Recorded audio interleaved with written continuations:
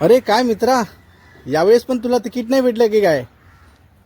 साहेब कसं सांगू तुम्हाला आता. साहेबांनी आपल्या मर्जीतल्यांना तिकीट दिलं, आम्ही आहे तिथेच आहे.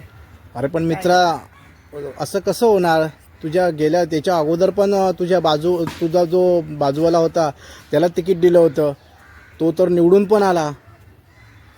आता बघा साहेबांची मर्जी, आपण फक्त सोबत राहायचं ठरवलंय.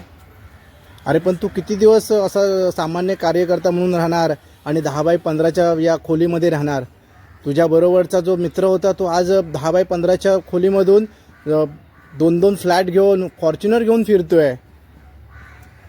देवाची कृपा. आता बघूया, आपलं काम आपण करत राहायचं, जे होईल ते होईल. काय कमाल आहे ना, कसली जादू आहे काय समजतच नाही या निवडणुकीमध्ये. अरे हा माझा मित्र इतके वर्ष या पक्षाची सेवा करतोय, पक्षामध्ये काम करतोय, पण बिचाराला अजून काही तिकीट भेटत नाही. दरवर्षी साहेब सांगतायत की तुला पुढच्या वर्षी देऊ, त्याला 5 वर्षानंतर तुला देऊ. आज त्याच्या मागून जो आलेला त्याचा मित्र होता तो 10x15च्या रूममधून आज 2-2 फ्लॅट घेऊन मित्रांनो तिथे राहतोय. एक फॉर्च्युनर घेऊन राहतोय, बरोबर एक बॉडी बिल्डर पण घेऊन राहतोय.